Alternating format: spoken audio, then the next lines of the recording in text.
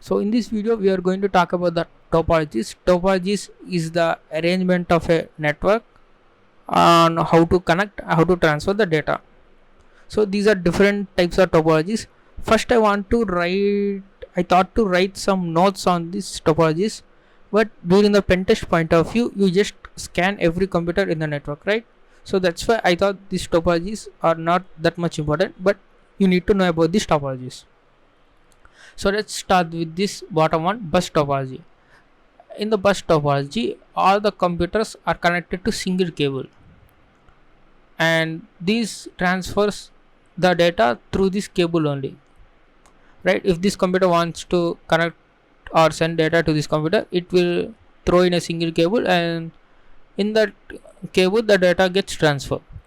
So the main disadvantage of this bus topology is if here the link fails and this total segment after this computer fails, right? So if this cable fails, the entire network fails. That is the main drawback of this bus topology. So it is very easy to or very cheap to implement because there is only one cable and remaining cable goes to this computers, right? And let's come to this mesh topology. This mesh topology is like 1:n topology, and one computer is connected to 3 or more computers, and as you can see this computer has connected this one, and this one. And this mesh topology takes some more cost because of these wires, and if you have more computers, this mesh topology is somewhat confusing to understand because which wire goes to which one. And this ring topology, let's come to this one, ring topology. So in this, the computers are connected to adjacent computers, right? And if I want to send data from this computer to this computer, it has to travel through this ring or this ring. So the main drawback of this ring topology is you need to send the data through multiple computers if you want to reach some far computer. So if I want to reach from this to this one, I need to travel through these two computers. So it takes some time, and every topology has its own drawback, and we need to implement according to our number of computers and according to our size of the network. And coming to the star topology, this is like we implement here hub or switch, and we connect every computer to this switch or hub or the network device, and this network device is connected to internet.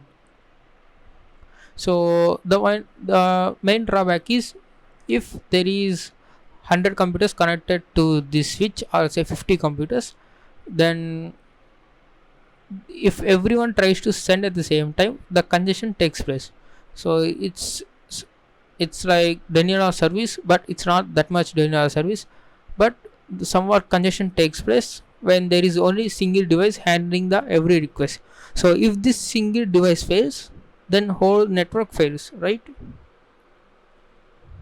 And in the ring topology also, if a single node breaks and almost half of the ring breaks, so you need to travel all the long. Suppose if this ring is broken, and you need to transfer the data all through computers to reach this computer. So even in normal situation it takes time, and if the one link is broken, and it takes more time than normal. So coming to this fully connected network topology, this is the combination of mesh and ring topology. So the drawback of ring topology is the time, and that was rectified by using this mesh topology between those computers. So this is very cost effective because every computer should have those many cables and other ports to connect to.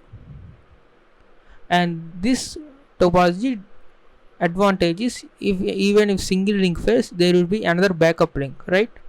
That is the advantage of this topology, but it is much cost efficient than any other topologies.